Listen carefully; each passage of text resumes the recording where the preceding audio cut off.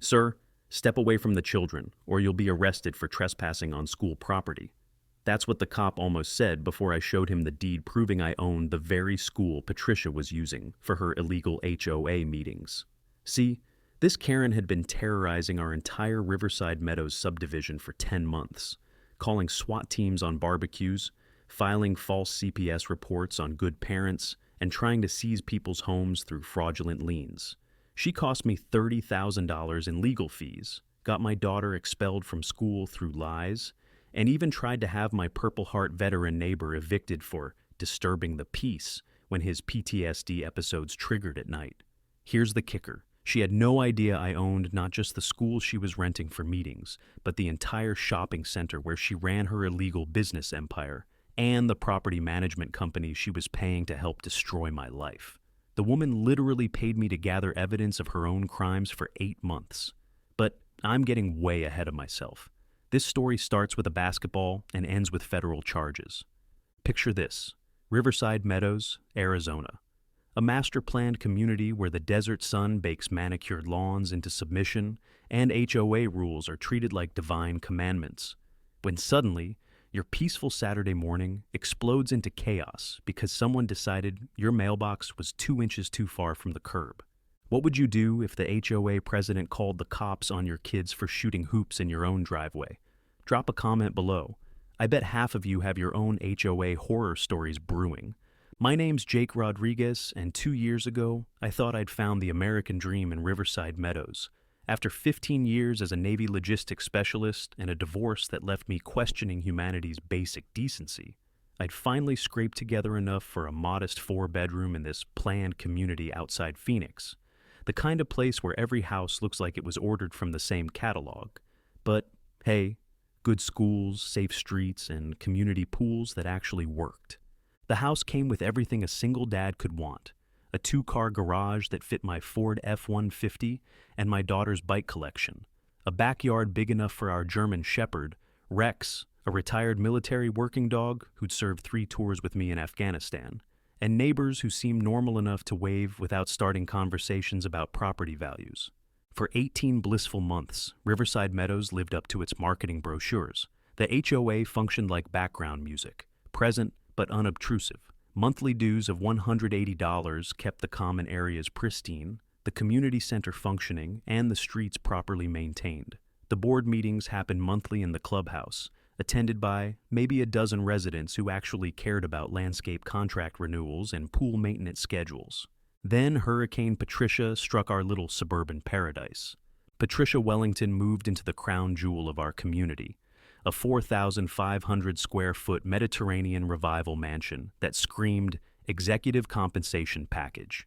The kind of house that makes mortgage calculators weep and property tax assessors rub their hands together gleefully. Within her first week, she'd introduced herself to the neighborhood via carefully crafted Facebook posts and door-to-door visits, always carrying a leather portfolio and wearing business attire that suggested she'd confuse suburban living with corporate board meetings. The woman looked like she'd stepped out of a Real Housewives casting call. Perfectly highlighted blonde hair that defied Arizona humidity, designer athleisure that cost more than most people's monthly salary, and jewelry that caught sunlight like warning beacons of impending drama. "Hello there, I'm Patricia Wellington, your new neighbor and community enhancement consultant," she announced during her visit to my door, extending a manicured hand that had clearly never touched anything rougher than a steering wheel.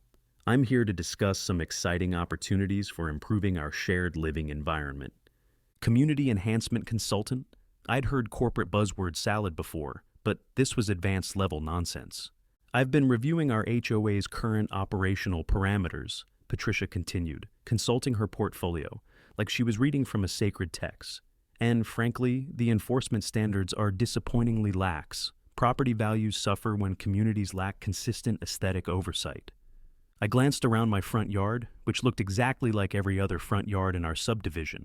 Desert landscaping maintained by the same company. Mailbox positioned exactly where the builder had installed it. House painted in one of 3 approved color schemes. Seems pretty consistent to me. Her smile tightened like a guitar string about to snap. "Oh, sweetie, you'd be surprised what details impact marketability. That basketball hoop, for instance. She pointed at the regulation hoop my kids use daily. Portable recreational equipment creates visual clutter that diminishes curb appeal. The basketball hoop had been there when I bought the house. The previous owners had installed it according to HOA specifications, and my kids had been using it without incident for over a year. I'll be running for HOA President in next month's election, Patricia announced with the confidence of someone who'd already counted the votes. My platform focuses on protecting our investment through enhanced community standards and professional property management oversight. As she clickety-clacked away in heels that could double as weapons, leaving behind a wake of perfume that smelled like aggressive ambition mixed with designer desperation, I had that familiar military instinct kicking in, the one that kept me alive when something felt wrong in hostile territory. This wasn't just neighborhood politics. This was an invasion. 3 weeks later, Patricia Wellington became HOA president by default when nobody else bothered to run. Voter turnout reached a stunning 23 residents out of 247 homes, proving that democracy dies not with a bang, but with a collective shrug of suburban apathy. Her first official act? Scheduling a community standards review meeting for the following Saturday. Mandatory attendance for all homeowners. The community center filled with exactly 31 residents, most looking like they'd rather be anywhere else. Patricia had transformed the usually casual space into something resembling a corporate boardroom, complete with PowerPoint presentation, printed agendas, and a registration table manned by her newly appointed compliance committee. 3 neighbors who'd apparently been recruited through methods I could only imagine. "Welcome to the new era of Riverside Meadows excellence," Patricia began, commanding the room like a general addressing troops. "Our community has tremendous potential, but potential requires professional standards and consistent enforcement." The presentation that followed would have impressed Fortune 500 executives with its thoroughness and terrified homeowners with its implications. New rules covering everything from garbage can positioning, must be retrieved within 4 hours of pickup completion, to landscaping specifications, no plant species not pre-approved by the Architectural Review Committee, to vehicle regulations, no commercial vehicles, motorcycles, or recreational equipment visible from the street. These enhanced standards will protect our property values while creating the premium living environment we all deserve, Patricia explained, clicking through slides that looked like they'd been designed by someone with both an MBA and a personality disorder. Mrs. Chen, a retired teacher who'd lived in the community since its founding, raised her hand tentatively. "What about grandfathered items? My garden has been established for 8 years. Patricia's smile could have frozen margaritas. "Grandfathering creates inconsistency that undermines community cohesion. All properties will need to achieve compliance within 90 days. The room erupted in concerned murmurs that Patricia silenced with the authority of someone accustomed to being obeyed. Change is always challenging, but successful communities require leadership willing to make difficult decisions. That's when she dropped the financial bombshell. To fund enhanced enforcement and community improvements, monthly HOA dues will increase from $180 to $420, effective immediately. The collective gasp could have powered wind turbines. Bob Martinez, a retired firefighter whose military bearing suggested he didn't intimidate easily, stood up with the slow deliberation of someone choosing his words carefully. "Ma'am, with respect, you can't unilaterally triple dues without community vote. That's not how HOAs work." Patricia's response revealed the true scope of her preparation. "Actually, review of our governing documents shows the board has discretionary authority for operational necessities. I've consulted with legal counsel to ensure full compliance." She'd done her homework, weaponizing bureaucracy with surgical precision. As residents filed out that evening, their faces carrying the shell-shocked expression of people who just discovered their quiet suburb had been conquered while they weren't paying attention, I realized Patricia had orchestrated something remarkable. She'd turned homeownership into a hostage situation where the ransom was paid monthly. But Patricia had made one critical error in her suburban blitzkrieg. She'd assumed everyone would surrender without a fight. She clearly hadn't researched the background of the Navy logistics specialist who'd spent 15 years dealing with military bureaucracy and supply chain management. Someone who understood that every system has vulnerabilities, and every tyrant eventually makes mistakes that expose them. What Patricia didn't know was that I'd been playing a much longer game than her suburban power grab. 3 years ago, when I bought my house, I'd also quietly acquired several strategic properties in the area through an investment LLC, old military habit. Always secure your supply lines and control your operational environment. I owned the strip mall where she conducted her consulting business, the community center she was renting for meetings, and yes, the property management company she'd hired to research legal ways to destroy me. The woman had been paying me $800 a month to help her break laws more efficiently. But I wasn't ready to play that card yet. First, I needed to document just how far she'd go when she thought she had unlimited power. The war for Riverside Meadows was about to begin, and Patricia had no idea she was fighting someone who controlled half the battlefield. Patricia's enforcement regime launched with military precision the following Monday morning. At exactly 7 a.m., she began her first community compliance patrol, driving a white SUV that looked like it had been detailed for a presidential motorcade, documenting violations with the enthusiasm of a meter maid on commission. By 9 a.m., violation notices had appeared on 17 properties like bright yellow warnings that resistance was futile. The offenses range from genuine concerns, Mrs. Peterson's broken fence panel, to bureaucratic nitpicking that would make Stalin proud, the Johnson family's welcome mat extending 2.3 inches beyond the approved porch decoration zone. My first violation notice arrived taped to my front door like a legal document from hell. Riverside Meadows. Homeowners Association Violation Notice. Violation Code RC 847. Unauthorized recreational equipment. Description: basketball hoop positioned in driveway constitutes visual obstruction inconsistent with community aesthetic standards. Fine: $150. Compliance deadline: 72 hours. Failure to comply: additional $50 daily penalties plus potential legal action. The notice included photographic evidence that would have impressed CSI investigators, detailed shots of my basketball hoop from multiple angles, complete with measuring tape showing its exact distance from the garage door. But here's where Patricia's homework had been incomplete.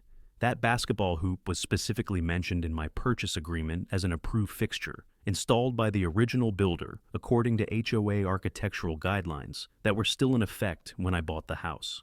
Time for some research. The Maricopa County Recorder's Office had become my new favorite destination, where decades of suburban bureaucracy lay filed in climate-controlled storage that smelled like old paper and broken dreams. After 3 hours of digging through HOA governing documents, architectural guidelines, and community covenants, I'd assembled a picture that would make any investigative journalist weep with joy. Patricia's legal authority was shakier than a house of cards in a hurricane. The HOA's original governing documents, filed when Riverside Meadows was first developed, contained specific language limiting board authority over pre-existing installations. My basketball hoop wasn't just grandfathered, it was specifically protected under architectural variance provisions that Patricia couldn't override without a 2/3 community vote. More interesting was the discovery that Patricia's dues increase violated Arizona state law requiring 30-day notice and community input for increases exceeding 20% annually. Her discretionary authority extended to operational adjustments, not complete financial restructuring. But the real intelligence goldmine was Patricia's own property records. Her Mediterranean mansion was purchased through Wellington Holdings, LLC, a limited liability company registered in Delaware with ownership structures more complex than Pentagon procurement procedures. Why would someone buying a family home need corporate ownership structures designed for tax avoidance and liability protection? Armed with this information, I crafted my response to Patricia's violation notice with the precision of someone who'd spent years dealing with military procurement disputes. Violation. Notice RC 847. Dispute and counterclaim. Dear Ms. Wellington, your violation notice dated, date is rejected on the following grounds. 1. Basketball hoop installation predates your board authority and is protected under original architectural variances. Document of V1247, filed 2019. 2. Current enforcement actions exceed board authority as defined in governing documents, section 12.3. 3. Your dues increase violates Arizona Revised Statutes, Title 33, Chapter 16, requiring community notification and input. Attached documentation supports these positions. I request immediate withdrawal of all penalties and compliance demands. Additionally, I'm scheduling a community meeting to review board authority and discuss concerns about current governance practices. Respectfully, Jake Rodriguez, homeowner, Riverside Meadows. I hand-delivered copies to Patricia's front door and the community management company, then posted the community meeting announcement on every bulletin board and social media group associated with our subdivision. The response was swift and predictable. My phone rang at 6:30 p.m. with a number I didn't recognize. Patricia's voice carried the kind of controlled fury usually reserved for customer service calls about billing disputes. "Mr. Rodriguez, your confrontational approach is unnecessary and counterproductive. We can resolve this professionally without involving the entire community in administrative details." "I'm just asking questions, Patricia.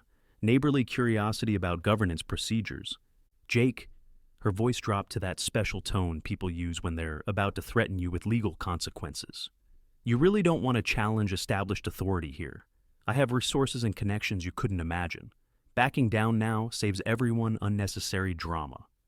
The line went dead, leaving me staring at my phone and wondering what kind of resources a Suburban HOA president thought she had that could intimidate a military veteran who dealt with Taliban insurgents and Pentagon bureaucrats. As evening settled over Riverside Meadows, painting the desert landscape gold and purple, I sat on my back patio, listening to the distant sounds of kids playing and the dogs barking, the soundtrack of normal suburban life.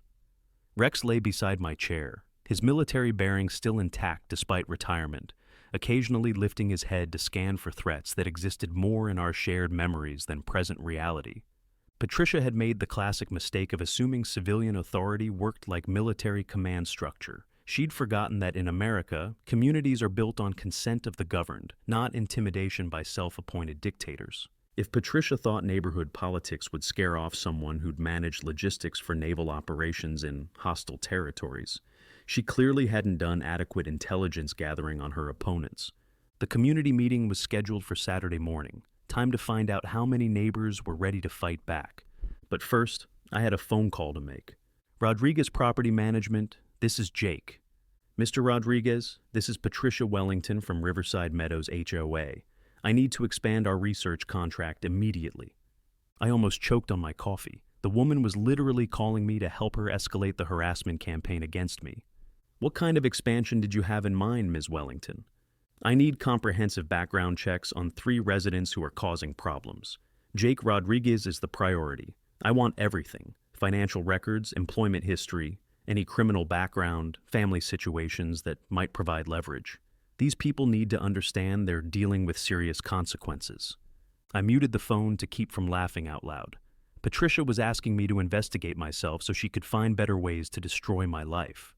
That's quite an extensive request. Background investigations run about $1,500 per person, plus additional fees for financial research. Money's not an issue. I need ammunition to shut down this rebellion before it spreads.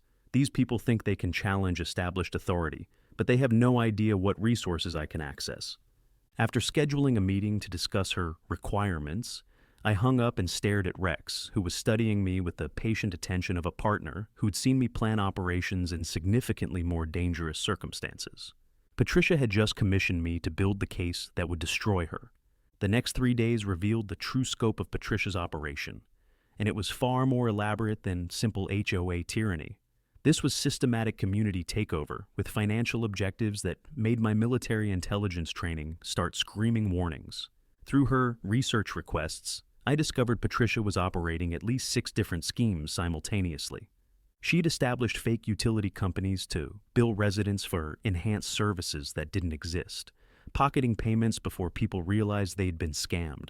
Her compliance committee was actually a network of paid accomplices who received commissions for documenting violations and recruiting new victims. She was running unlicensed home inspections, demanding access to properties to document safety violations that conveniently required expensive repairs from contractors who kicked back percentages to her shell companies. But the most disturbing discovery was her systematic targeting of vulnerable families. Patricia had been researching residents' financial situations, medical conditions, and family problems to identify who could be manipulated or displaced most easily. The elderly widow, Mrs. Patterson. Patricia had researched her late husband's pension situation and discovered she was struggling financially. The harassment about her memorial garden was designed to force her into expensive compliance costs that would create financial pressure to sell her home below market value. Tom Bradley, the contractor, Patricia had filed anonymous complaints about his business license and work permits, trying to damage his income while simultaneously fining him for HOA violations. Classic economic warfare designed to force bankruptcy. The Martinez family with the children who played basketball, Patricia had actually called Child Protective Services with false reports about unsupervised children in dangerous situations, hoping to create enough legal problems to force them to move. The woman wasn't just running an HOA scam, she was orchestrating systematic destruction of people's lives for financial gain, and she was paying me to document her crimes with professional efficiency. During our strategy meeting at the coffee shop she'd chosen for its supposed privacy, Patricia outlined her master plan with the casual confidence of someone who believed she was untouchable. The key is creating multiple pressure points simultaneously, she explained, consulting notes that read like a psychological warfare manual. Financial stress through fines and compliance costs, legal intimidation through official complaints, and social isolation through community division. Most people break under combined pressure within 6 months. She showed me a spreadsheet tracking her target's vulnerabilities. Mrs. Patterson was coded as elderly/financial stress. The Martinez family was listed as young parents compliance fear. Tom Bradley was marked as business owner/permit leverage. Each resident had been analyzed like a military target, with specific psychological and financial attack vectors identified for maximum effectiveness. My goal is converting this entire community within 18 months, Patricia continued, apparently mistaking my horrified silence for professional admiration. Remove the resistance elements, establish clear authority structures, and create a premium environment that supports proper property values. The conversation was being recorded on my phone, but Patricia was too busy explaining her genius to notice my strategic evidence gathering. The beauty of HOA authority is that people assume it's legitimate until they spend thousands of dollars discovering otherwise. By then, they're financially damaged enough to sell rather than fight. That's when she revealed the endgame that made everything click into place. My development company has buyers lined up for every property in Phase 1. We're offering current residents cash purchases at slightly below market value, positioned as generous offers considering their compliance difficulties. Most families will sell rather than face continued legal problems. Patricia Wellington wasn't running random scams. She was orchestrating systematic gentrification through administrative warfare, using HOA authority to force demographic changes that would triple property values and eliminate families who couldn't afford her version of suburban perfection. The scope was breathtaking, the audacity was criminal, and she was documenting every detail for tax purposes because apparently fraud becomes deductible if you file the right paperwork. After she left, I sat in my truck outside the coffee shop, watching her drive away in her white SUV, while my mind processed the intelligence I'd just gathered. Rex sensed my mood shift and moved closer, his military training recognizing when operational planning was shifting into action phase. Patricia had just confessed to crimes that would make federal prosecutors weep with joy: wire fraud, conspiracy, filing false reports, elder abuse, and racketeering charges that could send her away for decades. But first, I needed to protect the people she was targeting, while gathering enough evidence to ensure she never operated this kind of scheme again. The community meeting tomorrow wasn't just about basketball hoops anymore. It was about saving families from systematic destruction by someone who'd turned suburban terrorism into a business model. As I drove home through Riverside Meadows, looking at houses that represented decades of families' dreams and investments, I realized Patricia had made one final tactical error. She'd declared war on a community without understanding that some of its residents had military training, professional investigation skills, and absolutely zero tolerance for bullies who target the vulnerable. The next phase of this operation would be Patricia's education in why you never underestimate people who've sworn oaths to protect others from exactly the kind of predatory behavior she'd turned into a career. That evening, I made calls to contacts who could help accelerate justice. The FBI's white-collar crime division has specific task forces for organized fraud schemes targeting residential communities. Arizona State Police maintain databases of HOA abuse cases that establish patterns for RICO prosecutions. The Veterans Administration has victim advocacy programs for veterans being targeted by predatory schemes. Patricia Wellington had picked the wrong community and definitely the wrong veteran to test her systematic destruction techniques on. The countdown to her reckoning had officially begun. Word spreads through suburban neighborhoods faster than gossip at a church potluck, especially when that gossip involves property values and monthly dues that could fund a small car payment. By Thursday evening, my community meeting had generated more buzz than the annual 4th of July barbecue. The responses revealed a community that had been quietly documenting their own Patricia horror stories, with the dedication of field researchers studying dangerous wildlife. Tom Bradley, a construction contractor who'd moved to Riverside Meadows for the excellent schools and reasonable HOA environment, had received a violation notice for parking his clearly marked work truck in his own driveway overnight. Patricia classified it as commercial vehicle storage, despite the fact that Tom had been parking it there for 3 years without incident. Sarah Chen had been cited for unauthorized landscape modifications after replanting her garden with native desert plants recommended by the County Water Conservation Program. Patricia's compliance committee deemed them inconsistent with community aesthetic standards, despite their environmental benefits and lower maintenance requirements. The Martinez family discovered that their children's sidewalk chalk art constituted defacement of common area surfaces, worthy of a $75 fine and mandatory power washing at their expense. Most disturbing was elderly Mrs. Patterson's story.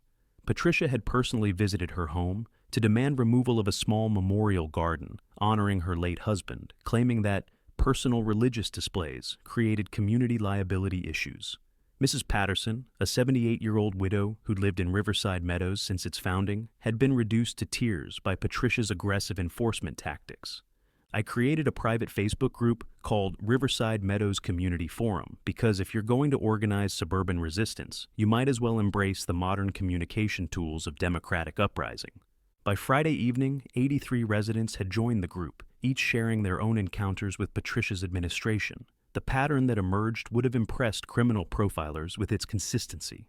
Patricia targeted vulnerable residents, elderly homeowners, single parents, and anyone who seemed unlikely to fight back legally. Her enforcement focused on expensive violations that generated maximum revenue while creating examples that intimidated other residents into compliance.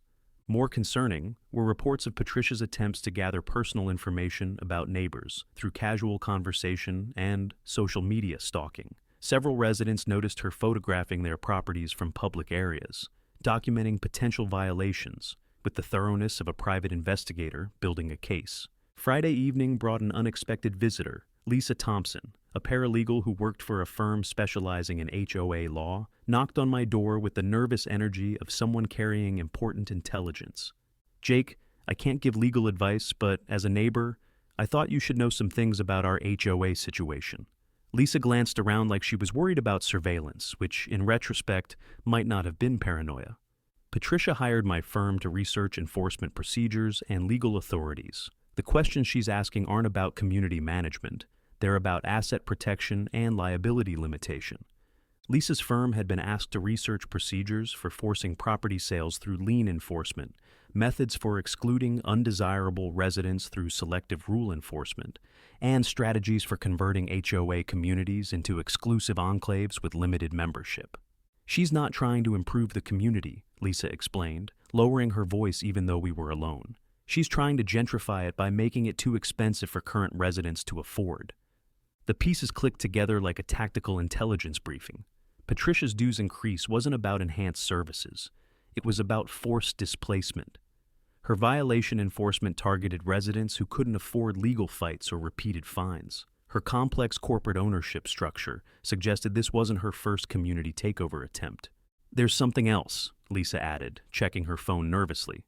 Patricia asked about procedures for dissolving HOAs and converting communities to private ownership. That's not normal property management. That's real estate speculation. After Lisa left, I sat in my living room staring at Rex, who was studying me with the patient attention of a partner waiting for mission orders.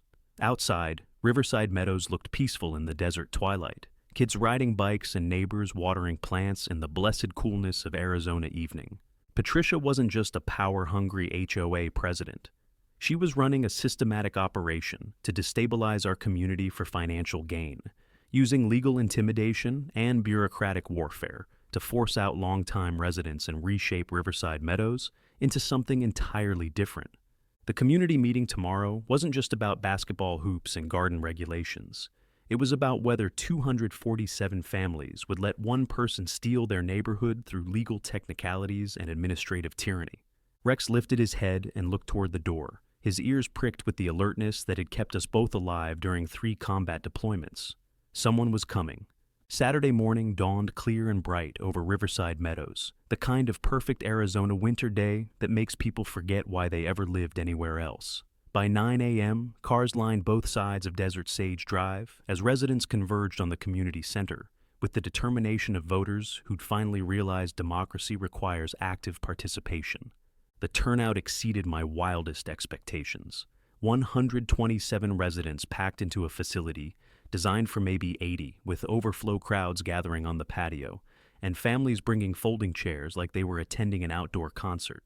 The energy felt like a high school football game, crossed with a town hall revolution. Patricia arrived exactly on time with her compliance committee and a professionally dressed man who carried himself like legal counsel ready for combat. She'd prepared for battle with printed materials, official documents, and the confident demeanor of someone who owned the field.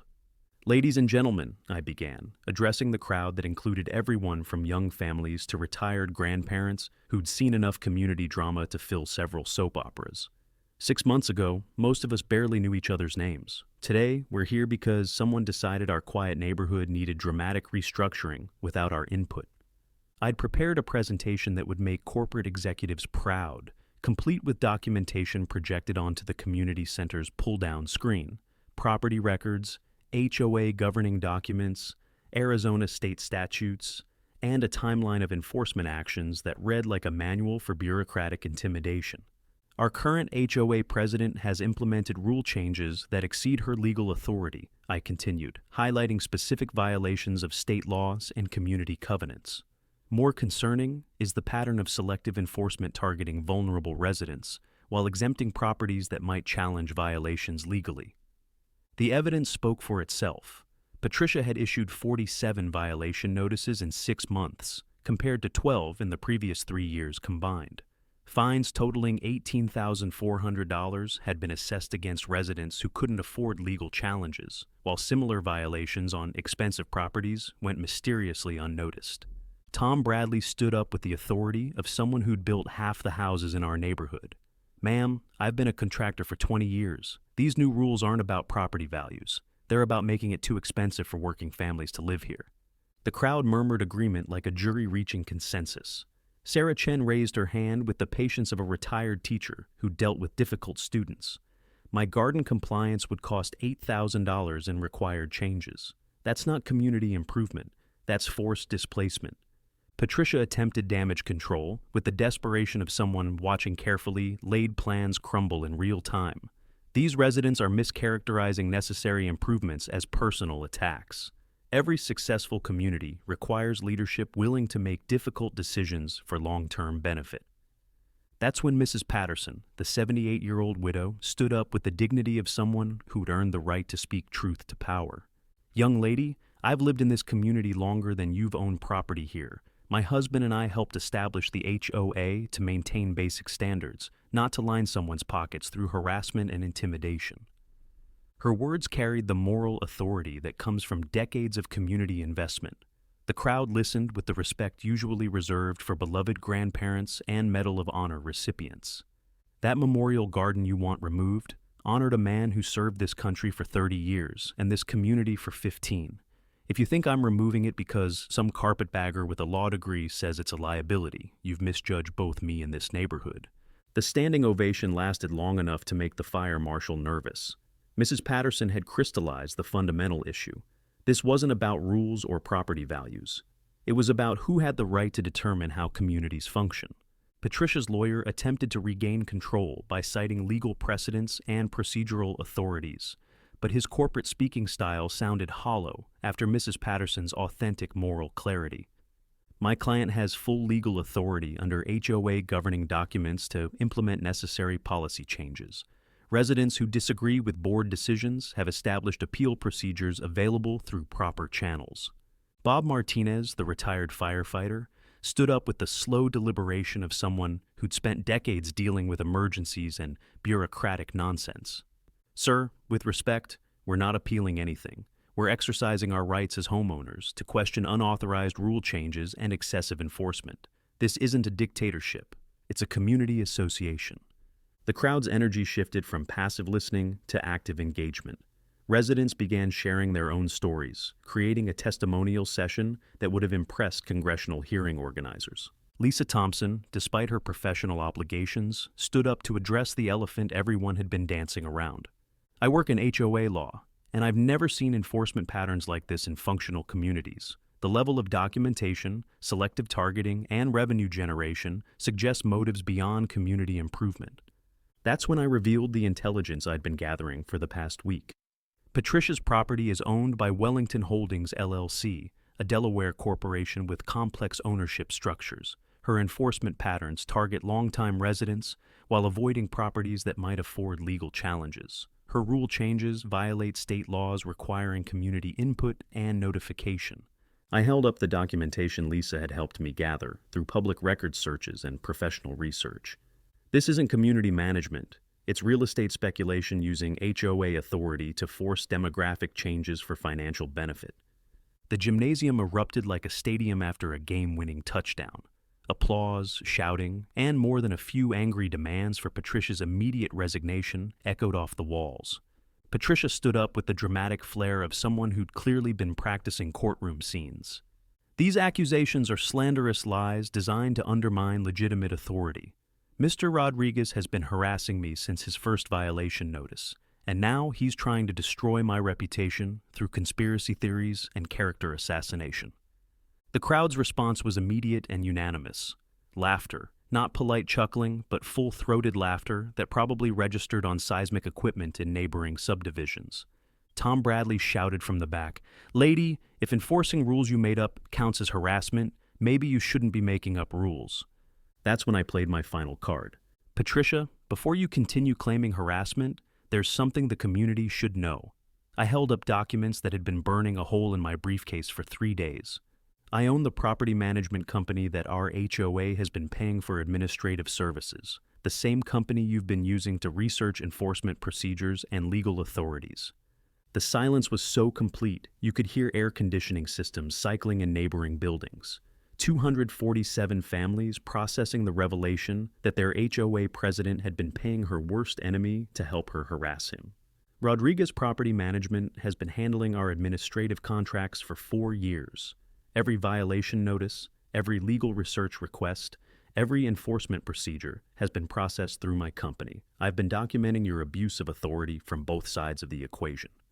Patricia's face went through more color changes than a sunset, while her lawyer physically restrained her from approaching the podium, probably saving her from additional charges involving public disturbance and potential assault. The community voted 114-2 to immediately suspend Patricia's authority and initiate recall procedures. The 2 dissenting votes came from her compliance committee, who probably realized their volunteer positions had just become historically unpopular. As residents filed out that evening, chattering like excited teenagers after a concert, several families approached to shake hands and share contact information. The community that had been atomized by fear and intimidation was rebuilding itself through shared resistance. Mrs. Patterson hugged me with the fierce affection usually reserved for family members who'd done something heroically stupid but ultimately successful. "Your grandfather would be proud," she said, though she'd never known my grandfather. Standing up for yourself means standing up for everybody. But the victory celebration was premature. Patricia's lawyer was already filing emergency motions to block the recall election, claiming procedural violations and demanding court injunctions. Her shell companies had hired private investigators to dig up dirt on community leaders who'd opposed her. The woman was escalating from administrative tyranny to full-scale legal warfare. That evening, my phone exploded with calls from residents reporting retaliation campaigns that would have impressed organized crime families. Patricia's accomplices were filing anonymous complaints with every government agency that had acronyms: Code Enforcement, Child Protective Services, Business Licensing Bureaus, even the IRS. Tom Bradley's construction business was hit with simultaneous investigations for permit violations, tax compliance, and worker safety issues. All anonymous complaints filed within hours of the community meeting. Sarah Chen received a visit from county health inspectors investigating reports of unsafe water features in her garden pond that had existed without incident for 8 years. The Martinez family discovered their homeowner's insurance had been canceled after anonymous reports of dangerous recreational equipment and inadequate child supervision.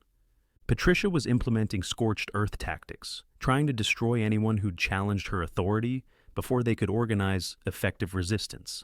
But her biggest mistake was targeting Mrs. Patterson with a strategy so cruel it turned the entire community into active resistance fighters. Monday morning, Child Protective Services arrived at Mrs. Patterson's home, investigating reports that she was unsuitable to care for minor children in her vicinity due to hoarding behaviors and unsafe environmental conditions.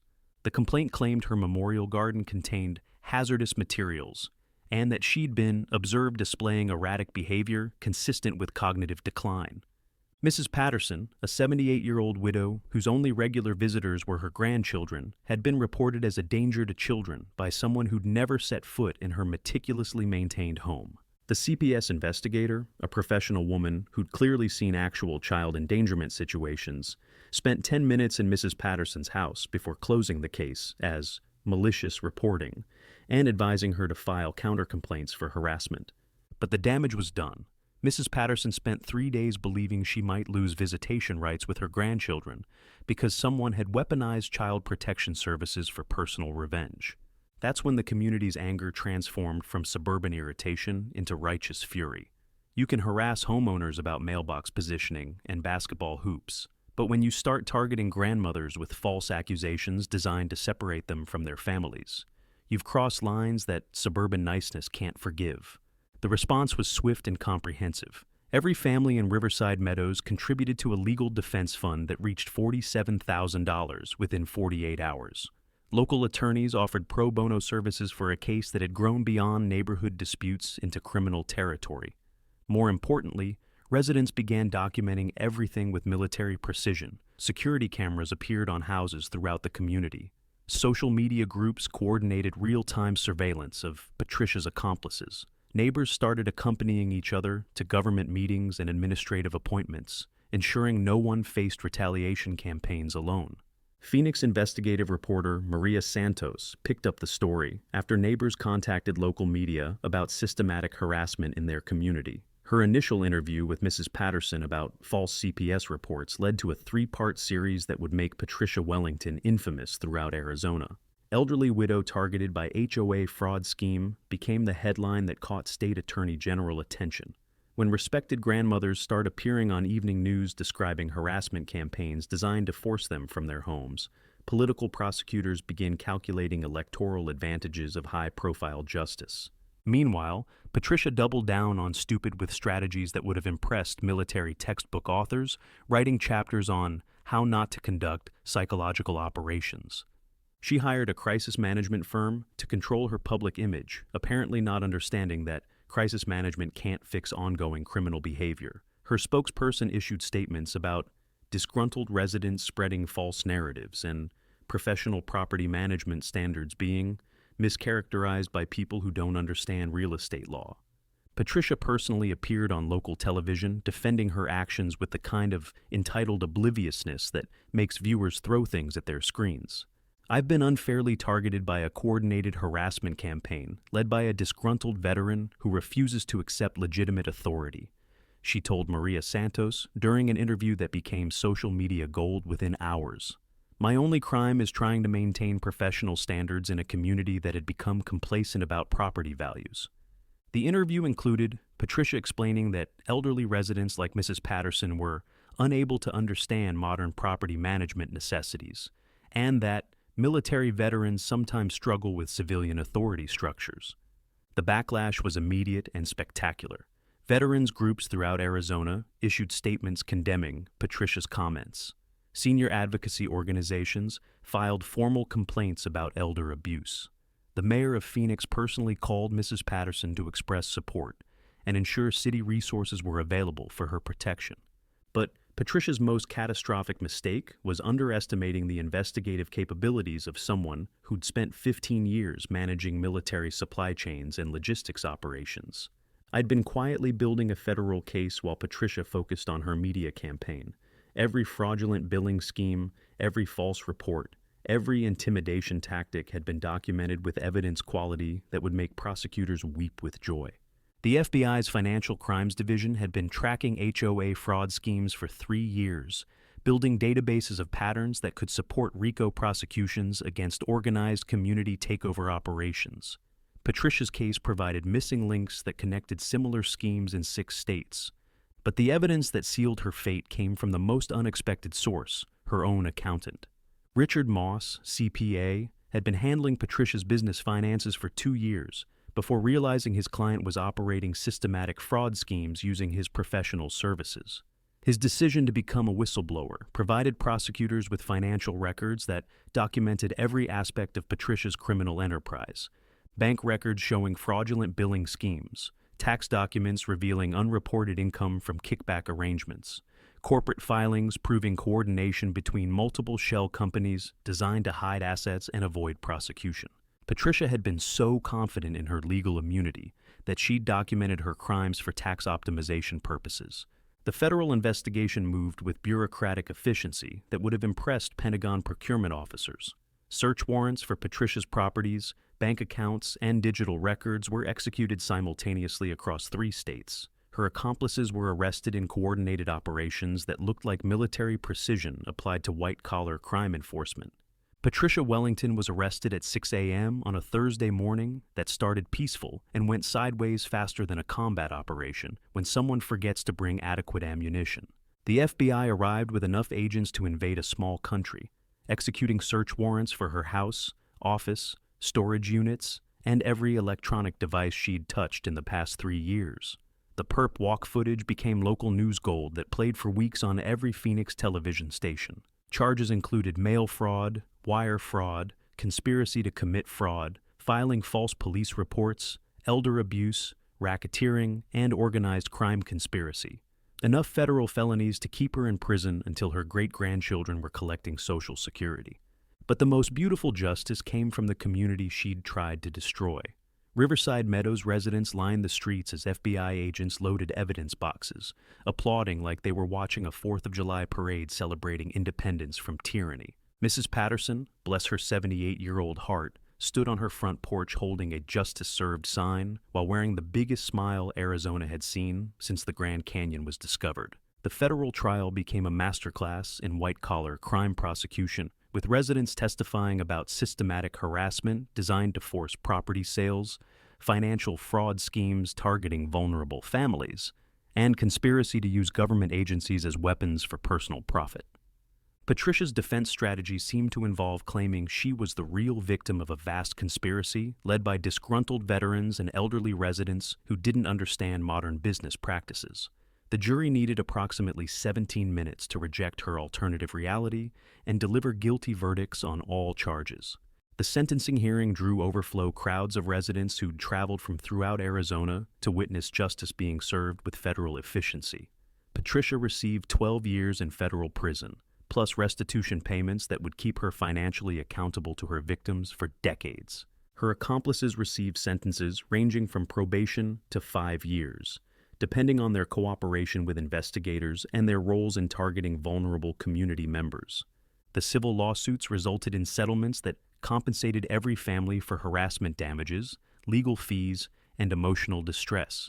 Patricia's assets were liquidated to fund victim compensation and community improvement projects she'd ironically made possible through her criminal schemes. I never planned on becoming Arizona's accidental expert on HOA fraud prevention, but apparently defending your basketball hoop from federal criminals qualifies you for speaking engagements nobody expects. The Rodriguez Foundation, established with settlement funds and community donations, now provides legal support for families facing HOA abuse throughout the Southwest. We've helped prevent similar schemes in dozens of communities while educating residents about their rights and legal protections. Our annual Riverside Meadows Freedom Festival has become Phoenix's premier community celebration, featuring barbecue that honors Mrs. Patterson's memorial garden, live music that celebrates actual community values, and award ceremonies recognizing neighbors who stand up for vulnerable residents. The investigative journalism series about Patricia's scheme won state awards and became required reading in law schools, studying organized fraud prosecution.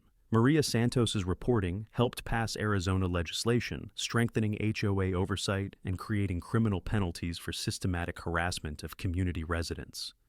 Personal transformation arrived like desert rain, sudden, powerful, and life-changing in ways you never expected. The community that had been terrorized by one person's greed became a model for neighborhood cooperation and mutual support that attracts visitors from throughout the region. Rex and I still patrol our backyard with military precision, but these days his alerts focus on rabbits and suspicious delivery trucks, rather than federal criminals masquerading as property managers. Mrs. Patterson's Memorial Garden has become a community gathering place where neighbors share coffee, grandchildren play safely, and everyone understands that protecting the vulnerable requires active resistance to those who mistake authority for permission to abuse others. 3 battle-tested lessons every homeowner needs. First, document everything with professional quality evidence. Federal prosecutors require proof that meets courtroom standards, not just neighborhood gossip. Second, coordinate community responses immediately when systematic harassment begins. Bullies rely on isolating victims, and community solidarity destroys their tactical advantages. Third, never underestimate federal law enforcement's interest in organized fraud schemes that target residential communities. The FBI loves cases with clear victims, obvious crimes, and defendants arrogant enough to document their illegal activities. The media coverage transformed our suburban drama into a national template for communities fighting organized HOA fraud. I've testified before congressional committees about residential fraud prevention, consulted with federal task forces tracking community takeover schemes, and somehow became the unlikely champion for homeowners who refused to surrender their neighborhoods to criminal enterprises. This morning, watching sunrise paint the Sonoran Desert gold while kids shoot baskets in driveways throughout riverside meadows, I can hear the sounds of normal community life, dogs barking, lawnmowers humming, and neighbors having conversations that don't involve federal investigations or criminal trials. The basketball hoop still stands in my driveway, now protected by federal court orders and community pride. Mrs. Patterson's Memorial Garden blooms year-round, tended by volunteers who understand that communities honor their history by protecting the people who built them. If you've survived your own HOA nightmare, share your story in the comments below. Together, we can help others recognize criminal schemes disguised as property management and fight back with community solidarity and federal law enforcement. And if you enjoyed watching organized crime meet federal justice with a healthy serving of Arizona Desert Karma, smash that subscribe button and hit the notification bell for more stories, where neighborhood criminals discover that American communities fight back when predators target the vulnerable. Thanks for watching HOA Stories, where community criminals learn that suburban terrorism has federal consequences. See you next time for another tale of justice served with Southwestern efficiency and military precision.